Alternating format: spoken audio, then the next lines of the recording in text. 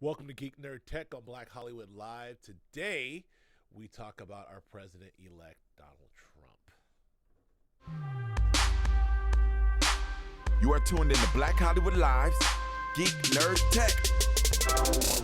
The mallet of the bullet, some freedom or some bullshit. Will we ever do it big or just keep settling for little shit? We brag on having bread, but none of us are bakers. We all talk having greens, but none of us own acres. If none of us own acres and none of us grow wheat, then who will feed our people when our people need to eat? So it seems our people starve from lack of understanding, cause all we seem to give them is some ballin' and some dancing and some talking. Welcome to Geek Nerd Tech, show where we break down tech news and nerd culture from a black and brown geek perspective.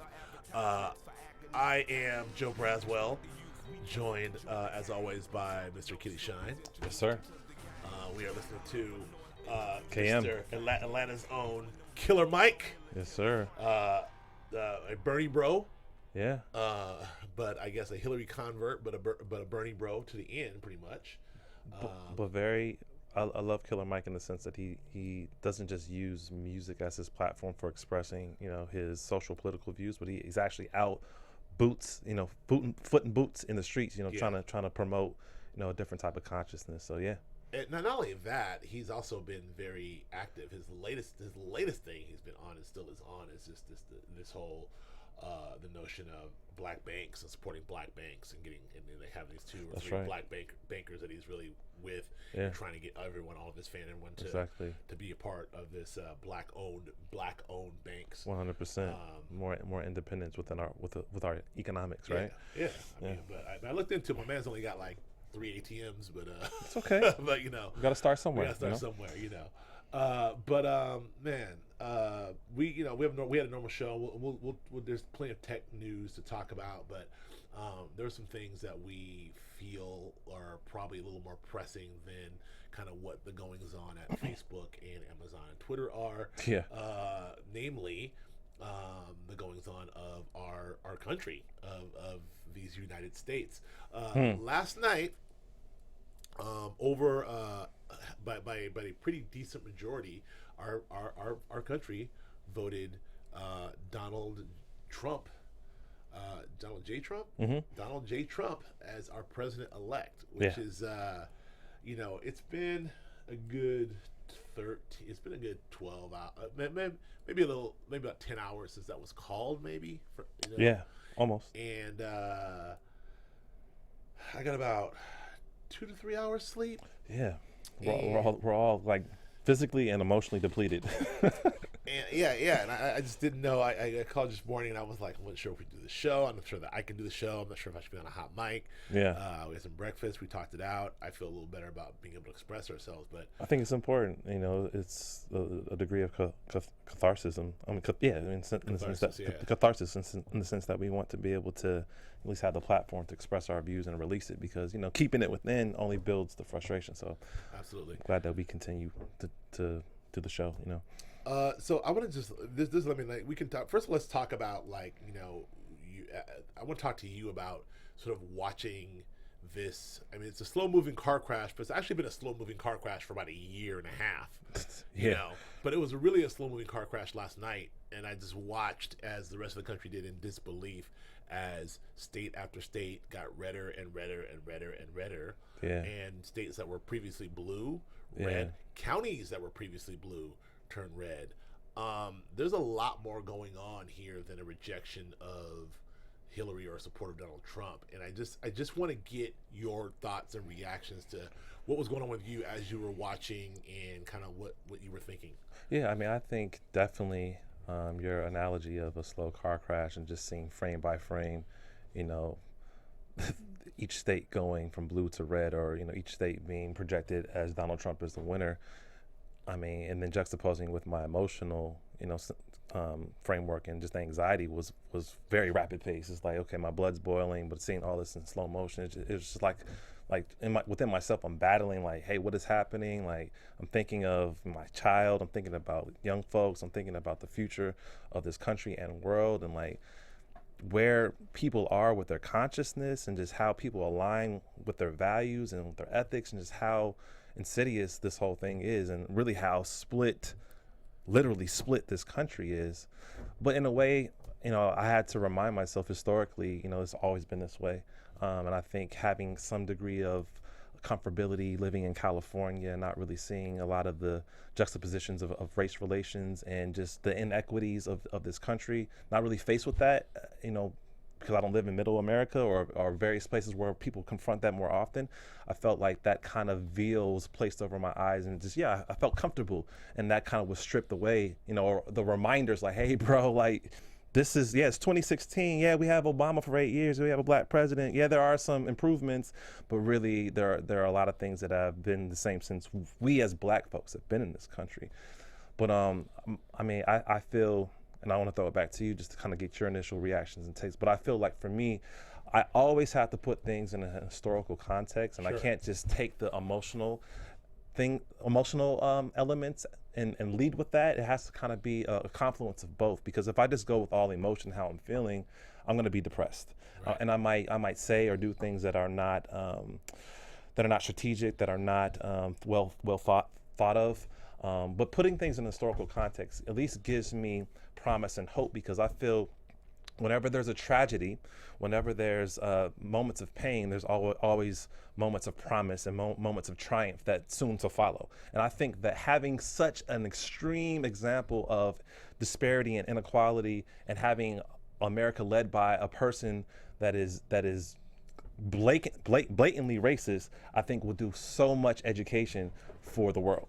Right. And so I can unpack that, as we talk more, but I do want to get your initial reaction. What were you feeling and thinking as stuff was unraveling? I had some real sort of, I think it was mostly kind of disbelief. I was pretty surprised, actually. I think I was felt pretty good about the whole thing leading up to this until I think last Friday, watching, the whole email stuff, and then watching Bill Maher last Friday when he had Obama on, and he was particularly nervous and was really like, look, this shit could happen. Like, this is a slow moving right wing coup. Comey, Russia, this is happening. Do not give me that false equivalency bullshit. Don't, you guys need to get out there and vote. And he was so adamant about it that it actually got my attention. Yeah. And I was like, oh, and I got a little scared. I'm like, oh, wait a minute. And not for anything, Michael Moore called this. He called it outright. Months ago. Mm-hmm. He said Trump will win. Yeah, he did. He's he wasn't going with the Trump could win.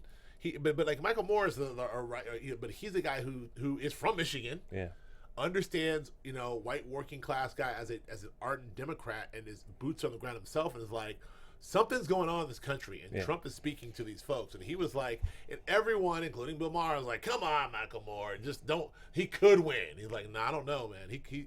So anyway, cut to now. But yes, I was concerned then. But what happened to me was that as I got on 538.com, I looked at the map. 71% for Clinton. The map looked right. The path looked good. Yeah. She was leading, and she had a 55% chance of winning Florida, 57% chance of winning North Carolina. Yeah. And then Wisconsin and Michigan and Pennsylvania were up in the 60s and 70s for Pennsylvania. Yeah. In terms of what they projected, and they were really never wrong. Right. So I looked at all those models, and I felt pretty good about, okay, even if we lose North Carolina and Florida, there's no way we lose the Rust Belt. Exactly. No way we lose Wisconsin and Michigan. There's no way. So as this thing, not just, especially being that those are states that are traditionally known to be Democratic and blue states, there's no way that could turn into a red state. And Obama carried, and it was there's just no way. And Hillary was polling extremely well. It wasn't even like that she was. No one thought polling well. The model was showing well. Yeah. And we got to North Carolina, things were fishy. You're looking bad. We got to Florida, things were looking goofy. And I was still okay. And then Nevada was still holding. And then even New Hampshire, I'm like, okay. But then Pennsylvania looked pretty strong still. Yeah. But when we got to Wisconsin and Michigan, and the moment. Well, it all happened really quickly.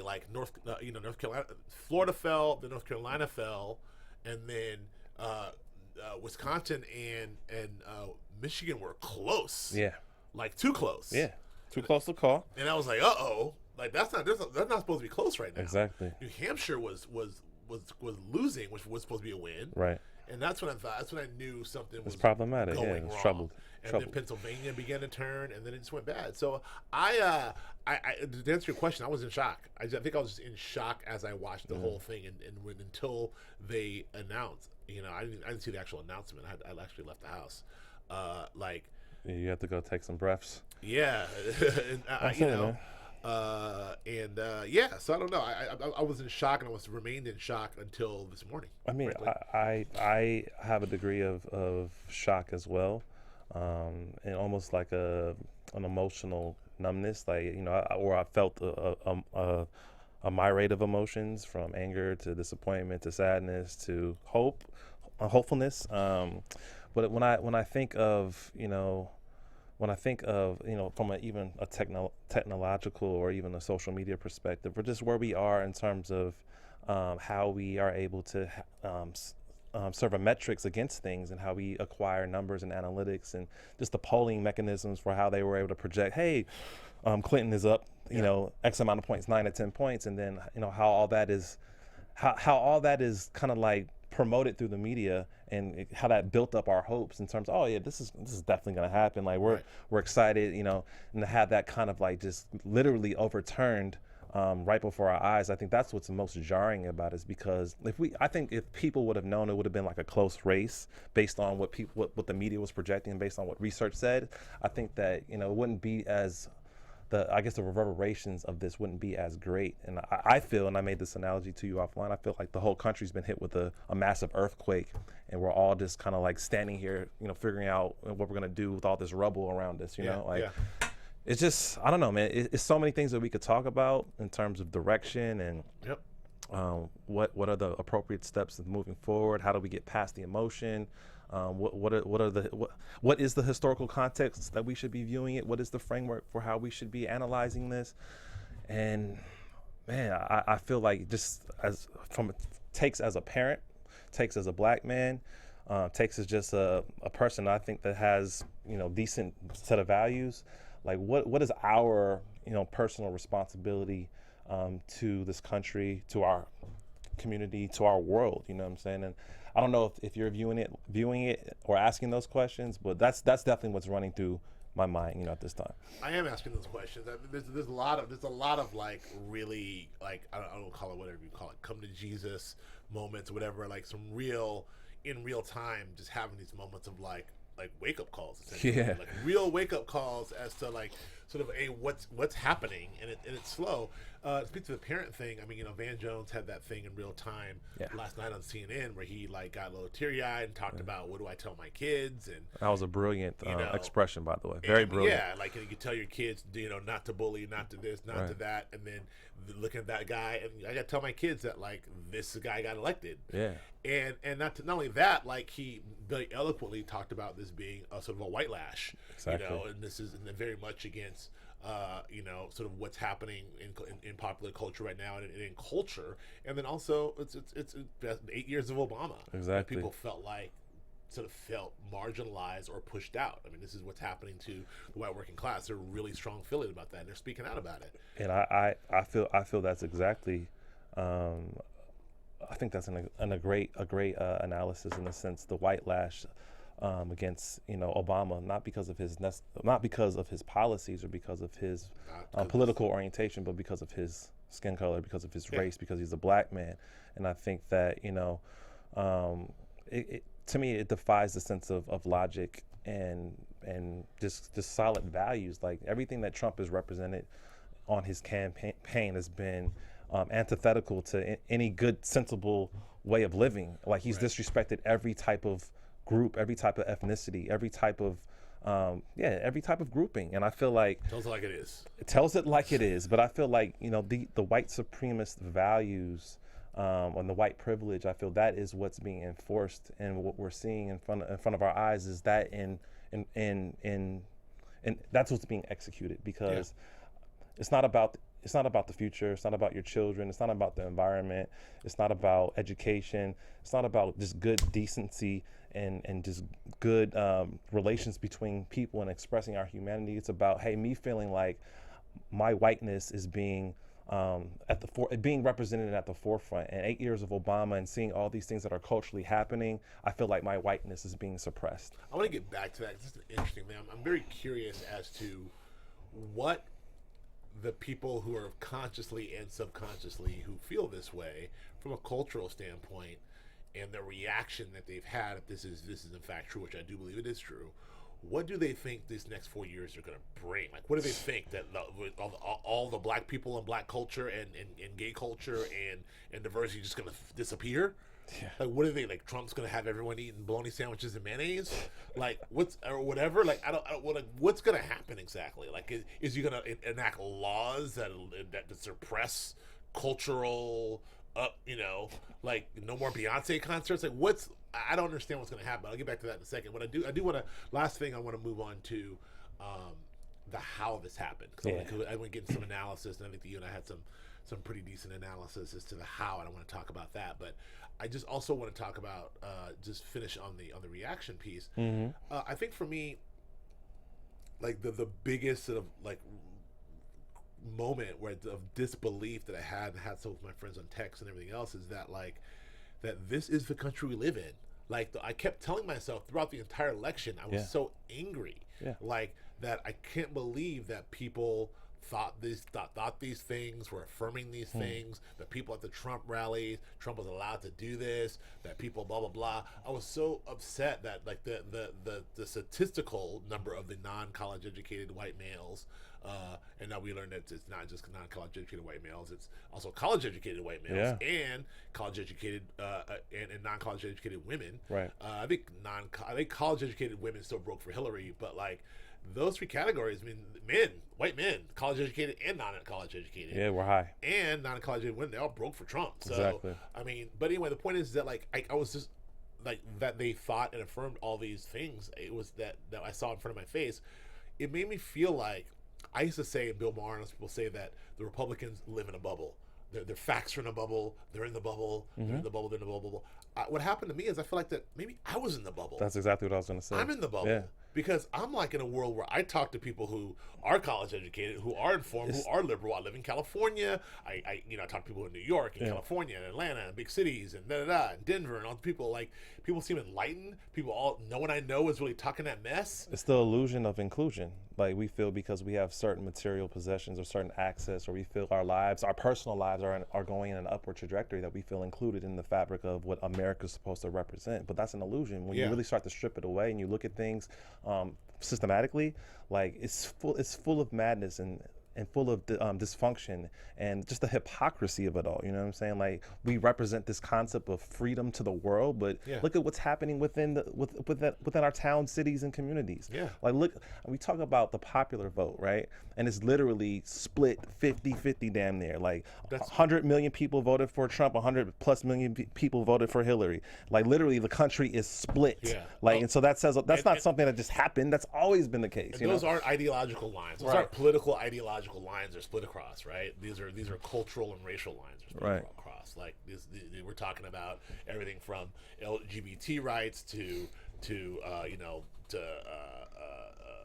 Roe v. Wade to just being black or being Mexican, or and then your religion, like, your freedom to be able to enact and pursue whatever religion that you see fit. Like, all these divisive things that kind of are swept under the rug, and we are kind of, I would say brainwashed and programmed to think that this illusion of what America is. I mean, you have to strip it away and look at it as it is and what it is. And what it is it's very dark. It's very I'm not trying to create like a dystopian America, but in many respects it is, Well, I mean, this is my point. Like, I literally like had this realization that like it was like a Black Mirror episode or Twilight Zone episode where it's like the whole time, like, they're in the bubble, they're in the bubble, they're in the bubble, and then at the end of the episode, I look at the map and I'm in the bubble. It's like a bad dream, man. And I was like, oh, I'm the one in the bubble. The whole rest of the map is red. Yeah, the map is red. I'm in the bubble. Like, that was a really incredibly stark realization, and something that I'm really having to come to grips with, because it's the truth. Right. Like, this whole time I've been like under the illusion that, like, well, you know, yeah, there's people are out there and they're the fringe or they're kind of this or they're talking all that shit and they're that. But really, we're all out here. We voted for Obama twice. Yeah. It's 2016. Lil Wayne's on 60 Minutes. Like, you know, everything's fine.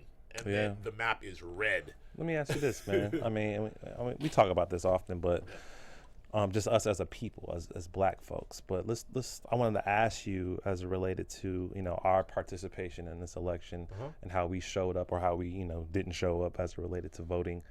Okay. Let's get into how this happened. Do you feel that we as a voting bloc, we as a people, like showed up like we did in previous elections? That's one question. And if you feel that we did not, what are your theories and reasons as to why?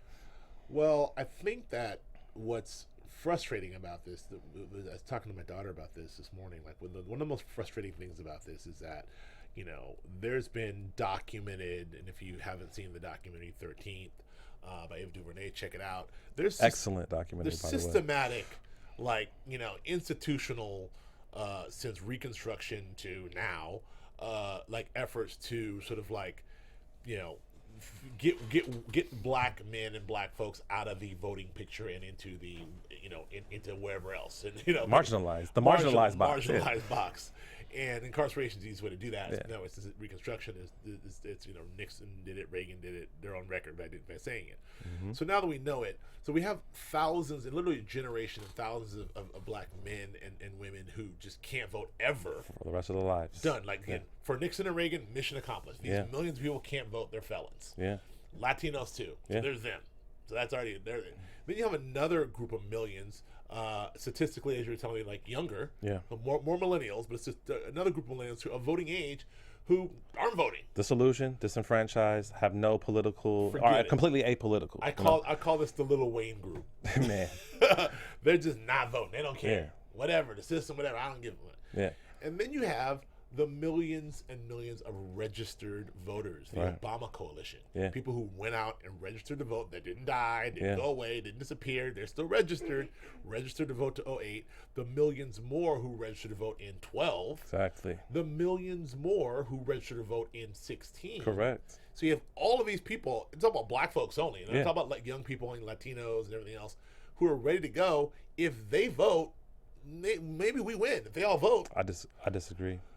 If you look at it statistically, if the entire Obama coalition, well, not minus the young people, right? Yeah, and Latino folks. Yeah, but so why? But the point is, even we didn't all come out there. Precisely. So why? I don't know. I really think it's just it speaks to the Bernie event. At the core of the Trump movement, it's been characterized as a white working class movement, but an anti-establishment movement, which it is. But it's really not just a white working class movement. It's a working class movement. Bernie tapped into the same thing. Yeah. Bernie taps into the same thing on the left.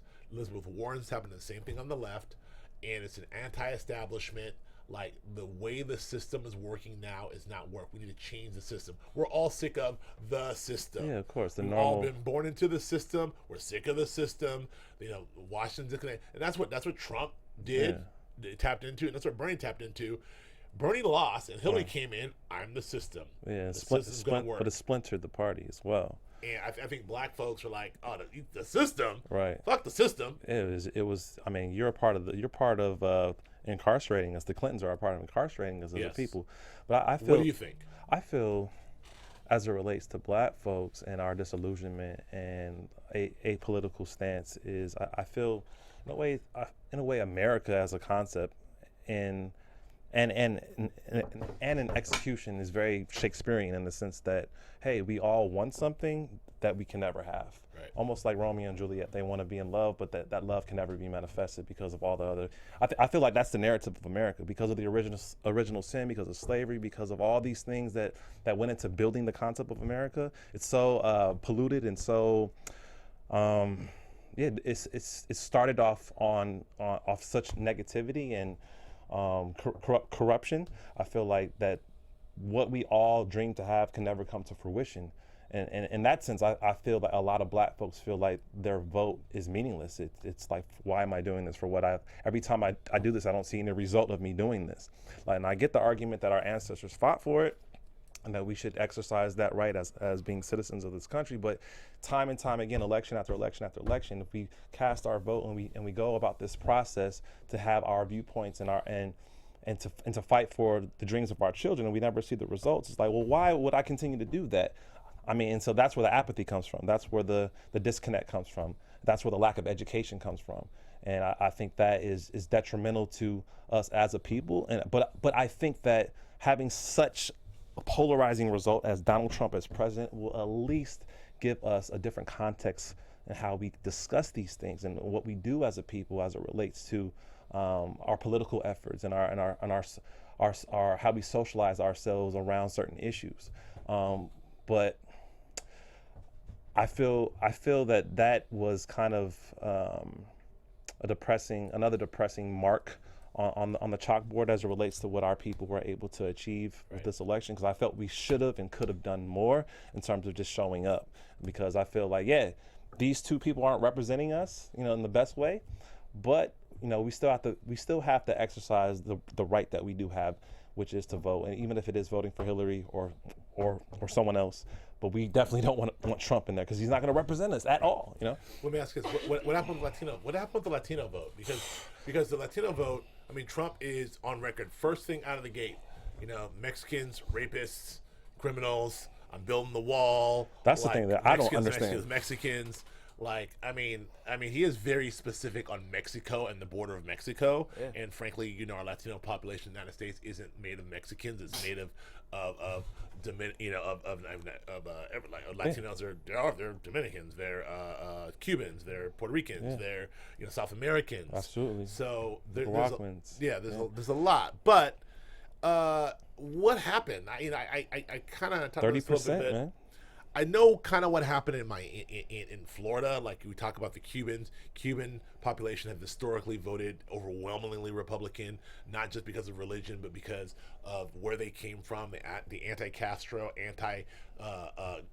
communist attitude, the attitude like, I'm an American, now I'm an American, the overcompensation, if you will, of like I'm not one of them, I'm now as good as white people, therefore I want white people shit, and I'm gonna vote Republican and do that shit too. That's overwhelmingly Cuban population, have done that for years. Yeah.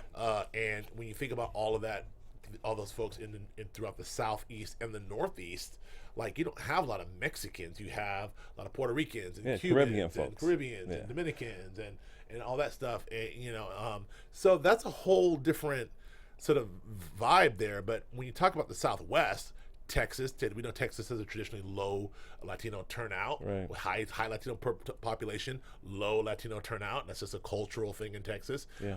Whether that's undocumented immigrants or whatever it is, it's just folks don't vote. Same thing in New Mexico. There's a phenomenon in New Mexico, Arizona, and Arizona to a certain extent, especially in New Mexico. There's a phenomenon that's going on in New Mexico where you have a set of a large Latino population. There's a large group of Latinos who identify themselves as not really Mexican. Yeah. Those people who are the dirty Mexicans over there. Yeah, that's not my folks. Me. I don't talk like that. I don't have an accent. I don't do whatever. I dress a certain way. Yeah. I may be of Mexican descent, but you would never know. They're super whitewashed and super proud of that. That's a cultural New Mexico thing that is a phenomenon. So those people also break Republican. That's why that state is red. Yeah. As well. And I mean, not there's a shitload of white people in New Mexico, but it's a red state. And so then you have Arizona, very similar, and so in California is blue. So I don't know. I feel like that message that Trump is spit. I think that the mistake here is to look at Latinos as a monolith, as all Latinos are a monolith of culture. They're all like we think in California. They're all Mexican, but they're not all Mexican. A, B, they're extremely nuanced through all kinds of things. And South Americans and Cubans and other folks don't identify with that and really may say, yeah, I'm from Guatemala. Build the wall. Keep the Mexicans out of here. I hear that, man, and we even see that within our own community. There's 10% of us that voted for Trump. You know what I'm saying? And the concept of this Uncle Tom, I guess you find it in other ethnic groups. But that's is that number 10%? It's 10% of us that voted nationally. Nationally, Black people, African Americans. it's troubling to me that That's high.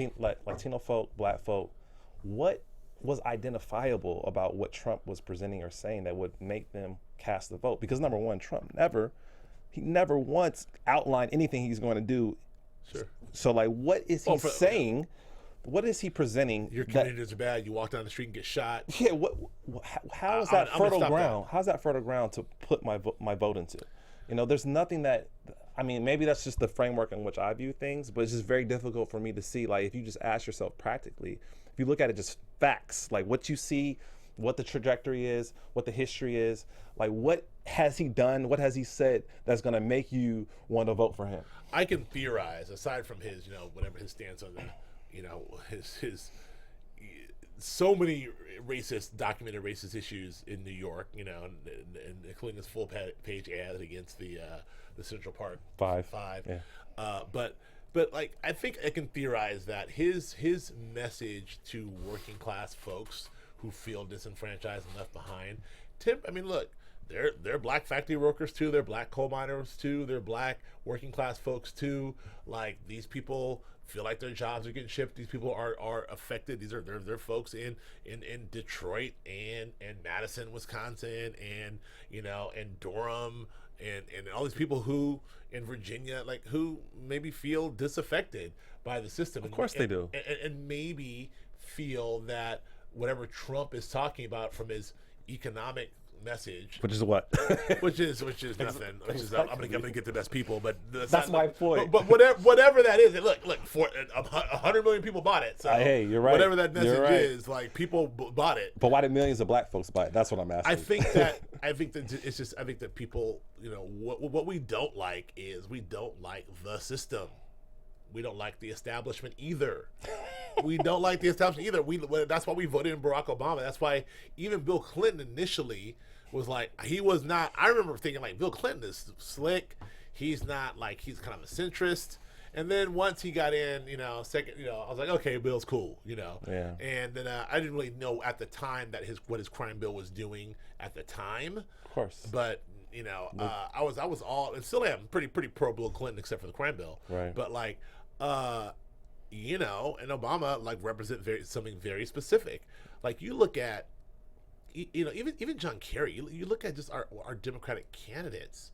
They look and feel like something most of us who are Generation Xers or millennials or even baby boomers have seen their whole life.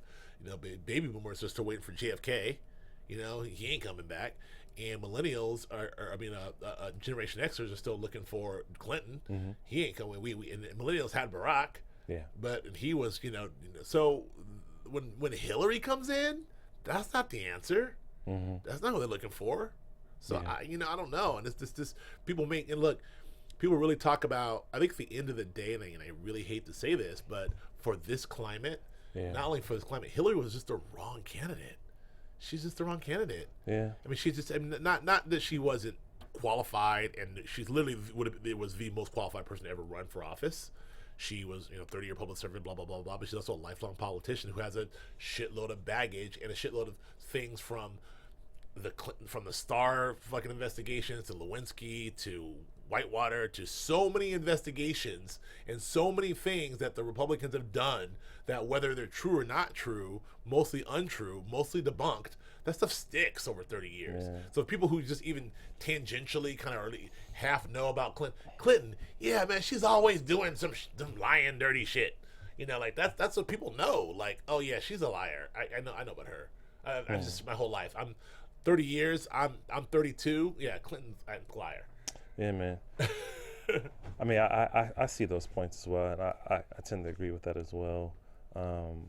It's just difficult, really getting past just, where we are, as a country and what the future looks like, what environment am I raising my child in, and what legacy will he be able to step in, like as we talk about education, as we talk about just opportunities, for him to have a life of purpose and a life of promise. Like, it's just very scary, you know what I'm saying? Like, and I I guess my question to you is like, what do you forecast? How do you envision the transfer of power? How do you envision?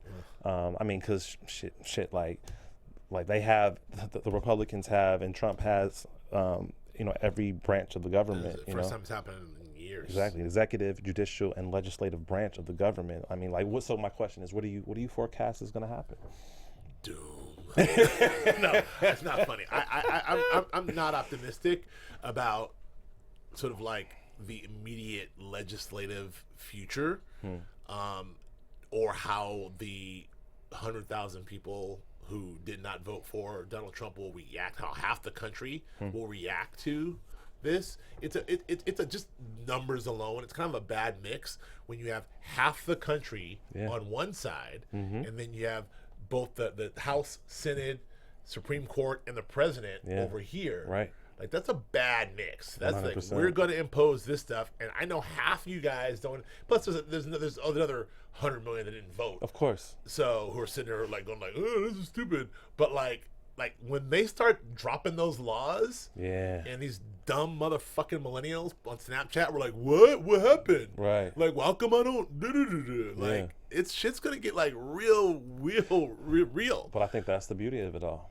And like I said, with every strategy, there's triumph, and the triumph is the knowledge of this, so that it may not happen again, or we might be more, intelligent in how we approach things. And I think that's what needs to happen: just more education, more hard-hitting facts. Because once some of those laws hit you on the local level, millennial, and they affect you and your personal trajectory, millennial, then you might think you might be more politicized, because now this is directly affecting you. For sure. I think a lot of us are disenfranchised because, I mean, it's electoral system, and we always look at it in the viewpoint of California too. Like, it's a blue state, whatever, my vote doesn't count, but hey, your vote does count. It counts on electing judges. It counts on what propositions are passed. California is doing great right now. Yeah. I mean, say what you want about Jerry Brown. Yeah. Like, economically, socially, like, we're doing. The only thing we don't have is healthcare. Right. And Colorado did that pass in Colorado?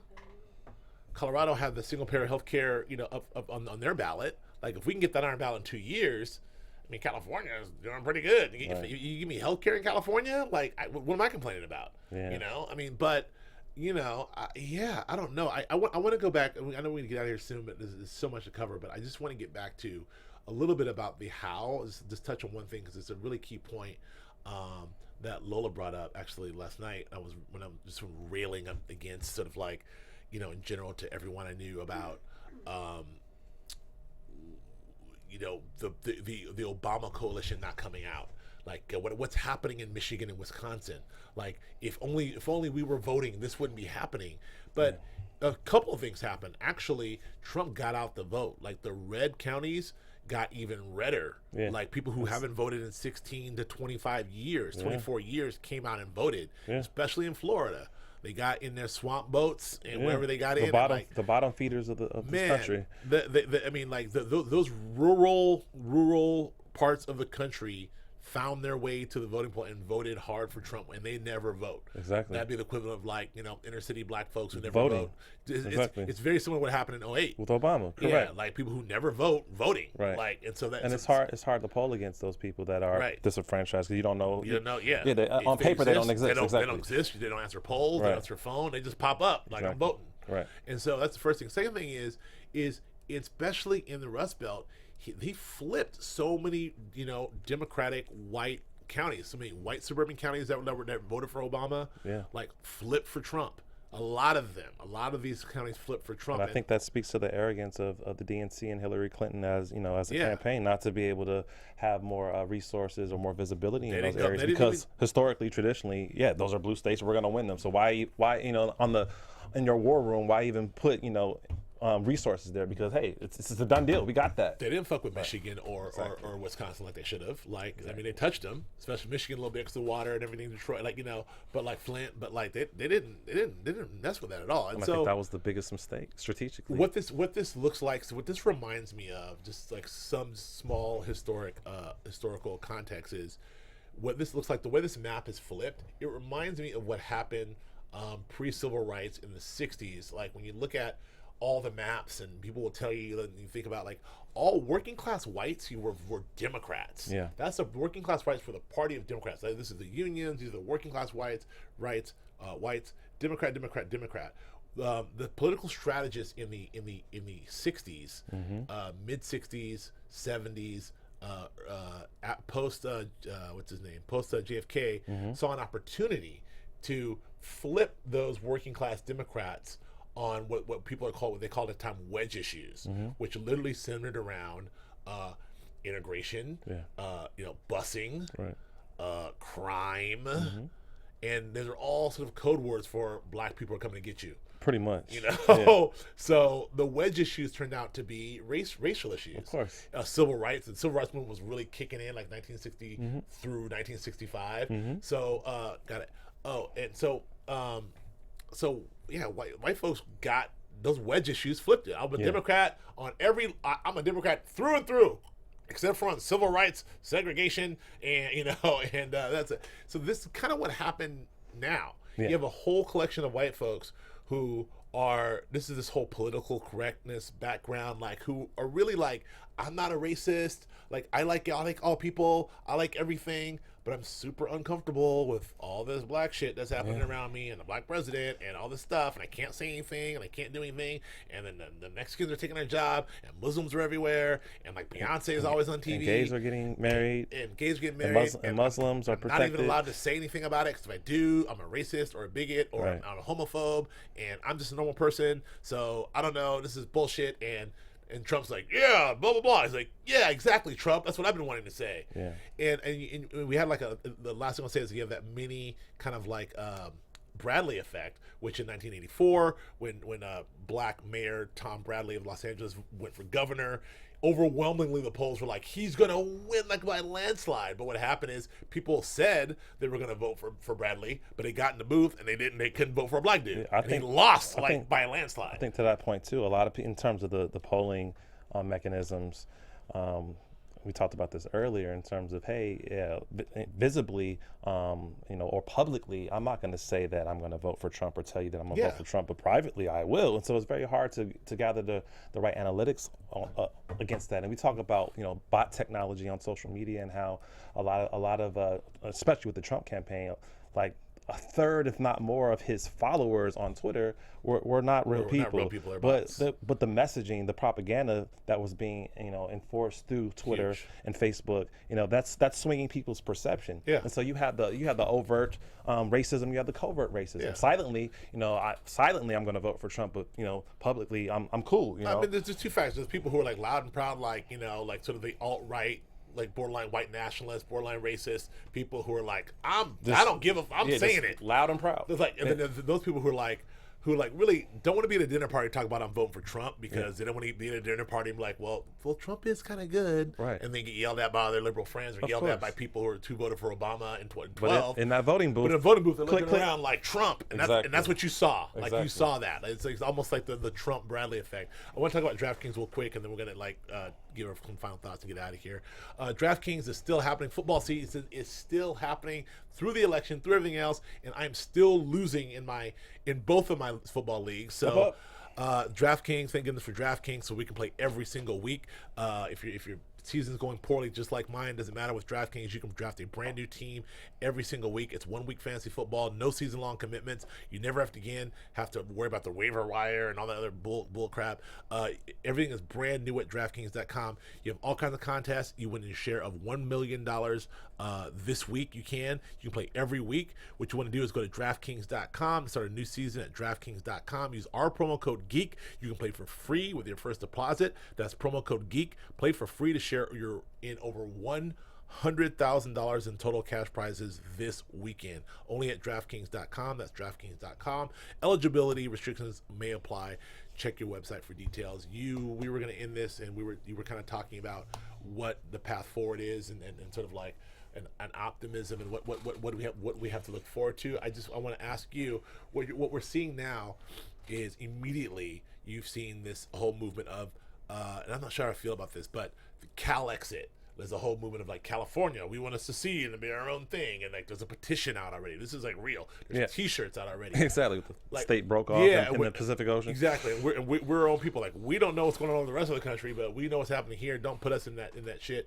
There is, there's already protests. I'm reading right now protesters in Seattle. Oh, they're all over Portland. People like really are like starting in the cities, which overwhelmingly Clinton won in the cities. Yeah. Overwhelmingly, and in these metropolitan areas, Clinton's were. But what is our path forward, and how does Trump, if at all, how does he unite us? And we even got into, we don't have time to get into all the geopolitical ramifications. Yeah, we didn't touch that. I just do want to mention though, the first and only person to congratulate Trump was Putin, world leader. Yeah, that's right. Like, quick congratulations. The entire parliament broke into applause. Yeah. He's like, I want to be friends with America. And Trump's like, fine by me. Right. Like, that's very worrisome. Yeah. So, I don't know. So aside from the geopolitical stuff, which is, whatever, what do you think what's going to happen domestically with a country that's split right down the middle by racial and youth lines? What's going to happen? Because Pence has already came out. The first thing he said is, I'm going to repeal all of the LGBT stuff. Yeah. Gone. He said it like the first thing he said. Like, hey, we won. LGBT, get out of here. I think that we will be.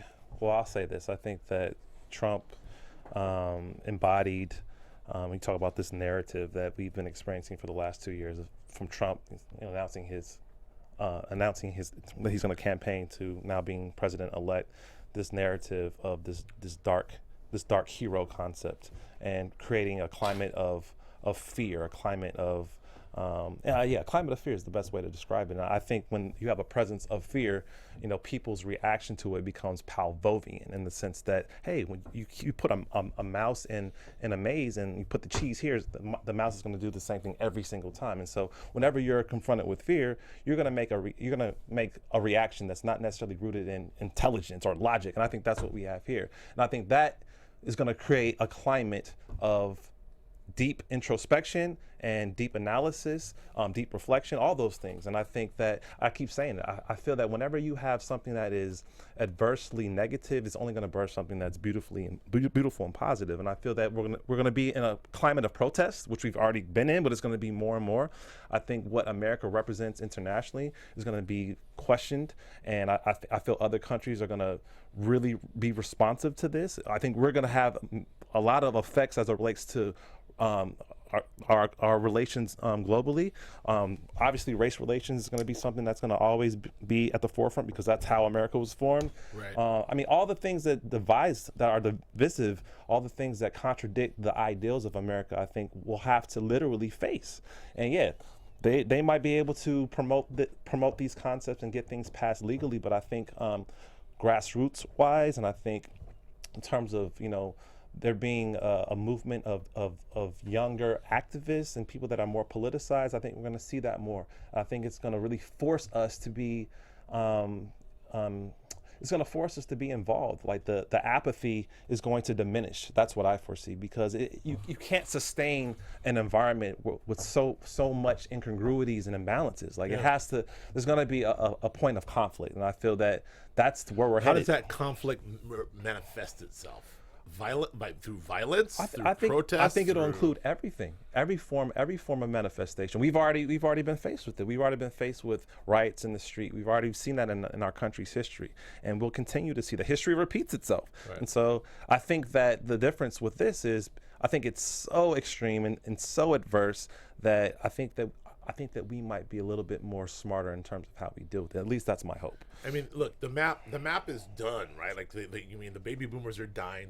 For the first time, the millennials are larger than the baby boomers, except the millennials didn't vote. You have millennials, you have blacks and Latinos, and other taking over the country. The demographics don't lie. The Democrats cities don't lie, but look, Democrats have won liberals have won the popular vote 5 times, and lost the election, 5 times out of 9 elections. That's terrible. 5 times out of 9 elections. So the demographics are there. Like, what is it going to take for these? Do you think these young folks, Latinos and African Americans, are going to, form this coalition. Yeah, I think that'll move forward. It might be a creation of a new party. It might be just a new political ideology that comes to the forefront. The Killer Mike Party. Hey, I know you'll be his wingman. Run the jewels. But yeah, I think that it questions even the fabric of America's electoral politics and how archaic the system is, and whether or not it's a framework that still serves this country. I mean, because when you make that juxtaposition with the popular vote versus the electoral vote, I mean, when you look at historically why the electoral vote was even that framework was built is because not at the time women couldn't vote. Obviously, we couldn't vote as black folks. It was only rich white folks that owned land, and so they did that as a way to protect checks and balances, so that a certain block or a group of people couldn't sway the rest of the country. So you had the electoral politics, and that we used that system for 240 years. Yeah. So why can't we have a different system? Why can't there be some type of amending change with this how we go about our election process? Because clearly Hillary Clinton won the popular vote. Like, how come we don't have a different system of how we elect? I don't know. I'm just positing that. Yeah. I'm not saying that's necessarily a solution, but is it something that we should question is what I'm asking. Yeah, I mean, Well, we'll see how this move forward. I just, just in closing, I'll say that, women, look, women couldn't vote. Like, women just got their right to vote in the 20s, 1917, in the 20s, the whole suffragette era. Yeah. It was like 17th 19th Amendment. Yeah, and we couldn't vote, until the mid 60s. Yeah. Like, couldn't even vote in this country until my mother's, age. My grandmother couldn't vote. So it's still can't vote. Yeah, well, yeah. The prisons. Yeah. Yeah, and so listen, like, we can't take this shit for granted. Like, and this is just a lesson. I mean, this is this stuff can't happen. It will happen. And when they start, when Pence and Trump and Giuliani and Christie start dropping all these laws, Republicans are repealing, abortion, Roe v. Wade, and all the LGBT stuff, and Obamacare, and enact all these weird, crazy immigration laws and try to deport people, and what's next? They're going to repeal the Civil Rights Act, Yeah. what I mean. So, we'll see. We'll see where it goes, and And if those things happen, the frustration will overflow. Yeah. The frustration will overflow, and that flow will create something new. And I think that something new, I can't necessarily title it or put it in its own category or box, but I think that's something new. We're already in that process of it happening. So eighth largest. We have California has the 8th largest economy, I believe, in the world. So I mean, we are almost our own country. So I don't know. Yeah. Anyway, all right. Well, that'll do it for us. Look, check out Hillary's concession speech. It happened. It was very sort of inspiring and really sort of a call to action in its own right. Did you see Obama's speech? I did not see Obama's speech. I didn't see. I actually got to catch up on stuff. I'm not as grim. I'm a little more rational, hopeful. When you woke up? When I woke up. I feel like I can function, but it's definitely a dark day. Where can the people find you? The people can find me on The streets. Twitter and Instagram at Achilles Shine, AKILISHINE. And my last note is, hey, you guys, keep your heads up, keep your back straight, keep your hearts flowing, and use your gifts and skills to bring about positive change in our world. That's what I always hold myself to, and I just want to put that out. Where can they find you? Twitter and Instagram at Joe K. Braswell, Snapchat at JK Braz, and I want to echo that. It's far from over. We have a lot to look forward to. We have a strong base of optimistic, wonderful people in this country. The country's not the country that Donald Trump wants to restore it to. So, we'll be okay. All right. See you next time. From executives Keven Undergaro, Dario Kristen, Tiana Hobson, and the entire BHL staff, we would like to thank you for supporting Black Hollywood Live, the first online broadcast network dedicated to African American entertainment. For questions and comments, contact us. info@blackhollywoodlive.com. Like us on Facebook, tweet us, or Instagram us at BHL Online. And I am the official voice of Black Hollywood Live, Scipio. Instagram me at KingXOBay. Thanks for tuning in. Hollywood redefined. The views expressed here are those of the host only and do not necessarily reflect the views of BHL or its owners or principals.